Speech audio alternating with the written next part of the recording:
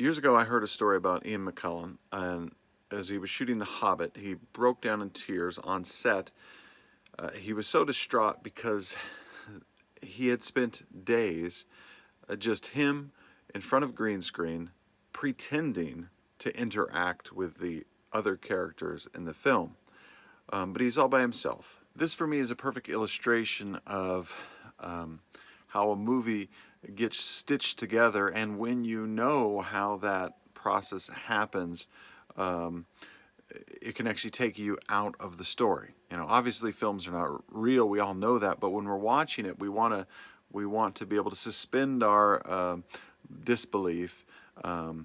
We want what's called, what Disney calls a plausible impossibility. We're pulled into the fantasy. We're not aware of all the pieces that make it all come together. We're just in the story, caught up. So for me, one of the things that usually takes me out of a story is when I'm seeing a bunch of edits, a bunch of cuts from one shot to the next shot, and it's just one actor shot, what's called the shot and then reverse shot. You see the one actor talking to nobody, and then we reverse shot. We see the other actor then talking back, but to nobody. And on the set, they really are just usually talking to nobody. They're pretending the other person is there. The other person might, if they're nice, be there and like running the lines with them, but probably they're not even there. Generally, not always, but generally, I do not like that. I want to see the actual actors talking to each other and interacting with each other and reacting to each other. It's not just the person who's talking, but it's the other person who's listening and reacting. This is especially important in comedy, that you see the people interacting with each other and reacting to each other. That's partly why it's actually funny. It's also especially important in action. We want to see the action. We want to see everything happening. Pull back, let us see all the stuff happening. If you're having to get really close and you're having to chop things up, what you're telling me is this didn't actually happen. We had to fake a lot of it. We had to pretend it happened. We couldn't actually capture what we wanted to capture. We had to cut it all up and pretend it was happening. And then for me, that just takes me out of the story. So I started feeling this way, thinking about this years ago, and before I started shooting this film, Once Upon a Time in the Apocalypse. And fortunately, I came across Akira Kurosawa. Now, I'd seen some of his stuff before. I know I'd seen Seven Samurai before, and I thought it was good, but it didn't really grab me at the time. But I was ready to really appreciate Akira Kurosawa.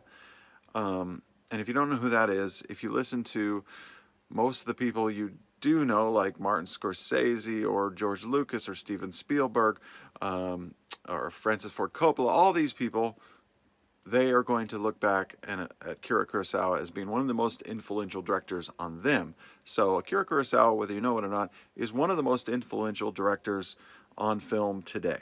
Anyways, I'm not going to tell you all about Akira Kurosawa. What I want to talk about is, and I'm going to look at a couple scenes from Once Upon a Time in the Apocalypse, and I'm going to go through them, and I want to talk about camera angles, editing, when to cut those camera angles, the camera movement or lack of movement, how that contributes and tells the story, and blocking, which is the characters, the actors within the scene and how they move in front of the camera.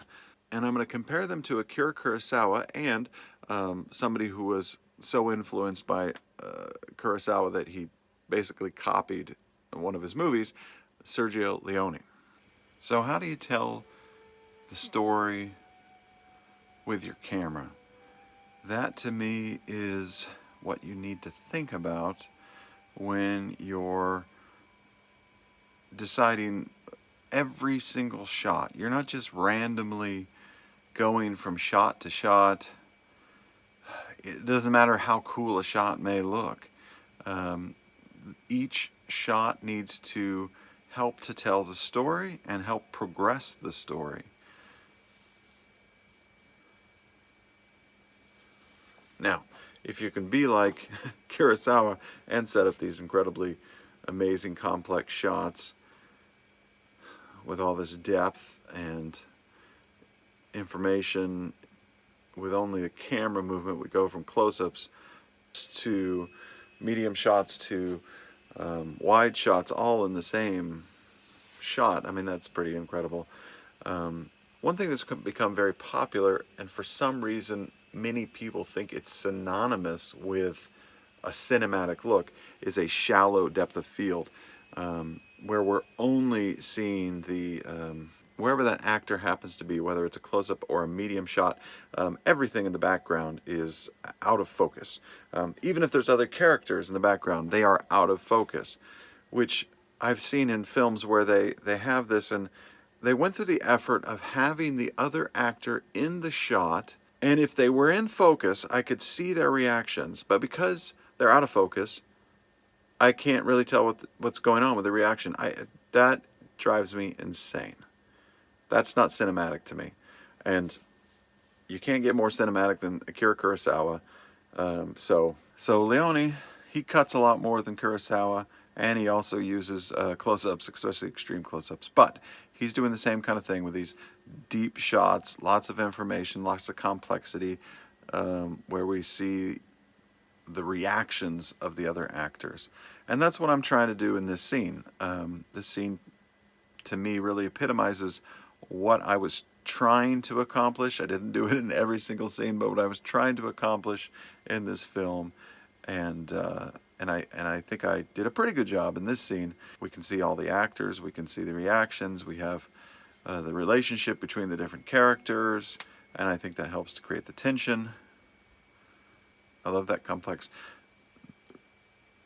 The one actor is concerned, obviously, but the other actors are laughing, and that you seeing them both together is creates an effect that would not happen if those were cut up into different shots. I will say the weakness of this Leone scene is that one cowboy who's just by himself. We got the three together, and then the one guy's by himself. And I don't know why that is, but it creates a sense of separation, like he's off all by himself, these other three are together, and that's sort of weird, and I don't know why it's done that way. And I would say that's actually probably one of the only weak things about that scene. So yeah, I'm especially happy with this scene. I like the depth of these shots. I love how he steps into that. It just creates this sense of what's going to happen, and then we don't cut. We just let the shot develop. We pull back. We see this character's point of view. It's another thing I think is really important that I love in different shots is point of view. You're actually seeing what the character is seeing, as if you're in their head. That is, to me, one of the most beautiful things about film, is that it can allow you to experience, to some degree at least, the subjective experience of another human being. That to me is what is so amazing about it as an art form. Okay, so then we're back to Kurosawa. This scene is just an incredible scene and a perfect example of Kurosawa's blocking. And by that I mean you can see every single character. They are perfectly placed. Nobody is standing in front of somebody else. And therefore we can see all their faces and we can see all of their reactions. And if this was a modern movie, there would be a cut about every 2 seconds, and they would think that's really exciting. But in fact, I think just to hold this one shot and see the actors interacting with each other and all of the actors reacting at the same time helps to really build the suspense of this scene and makes this a very powerful scene. And especially here, a modern movie we'd have to be cutting all over the place. This we can't just hold this one shot, but actually holding this shot is just incredible. It's real, real time. Okay, then we finally have a few cuts, different close-up reactions, but even then, not one single. Everybody is in a frame with somebody else, so we're not just getting one close-up, one close-up. Okay, so one more of the scenes from Once Upon a Time in the Apocalypse. and really the scene that inspired this scene, and that is from Rashomon. Now, when you're making a low-budget movie, you do not have a lot of time. You don't have time for a bunch of camera setups. You do not have time for a bunch of coverage. You want to get some coverage, just in case there's some mistakes and you need to cut. So you've got something to cut to. If you need to cut around something, if there's something that needs to be shortened, whatever. It's good to have a little bit of coverage so you have some options if you need them. But you do not have time to reshoot that scene 20 different times, 20 different camera setups, 20 different angles, and then be like, well, we'll put it all together in the end and see what happens. You have to be prepared. You have to plan ahead to know, have a pretty good idea of how you are going to shoot this scene. You need to have edited it in your head or pre-visualized it with storyboards or whatever, so you know what you're doing and you don't waste a bunch of time on camera angles that you're never going to use and coverage you're never going to use. That fits in perfectly with, as much as possible, use the wide shots. Use the shots where the actors are both in the same shot and they're just talking to each other in the same shot. Think about every shot. Think about this beforehand, because you're not going to have, if you've got a low budget movie, you're not going to have time to work all this out there and take forever when you're shooting. But think about when you're preparing, as you're looking at that script, how do you want to tell this story? And every single camera angle and every movement of the camera should have a purpose in relationship to telling the story. Don't just randomly change angles and change the setup and edit from here to there for no particular reason other than maybe it looks cool. Have a purpose for the movement, have a purpose for the angle. It should tell a story.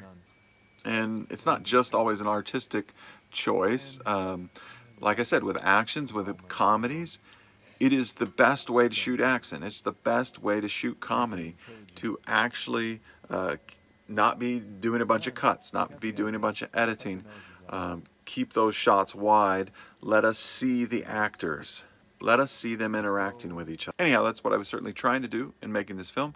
And to me, these couple scenes illustrate a couple times where I managed to do what I think was a pretty good job of what I was trying to do. But if you get nothing else from this film, if you're making movies, you need to study Akira Kurosawa.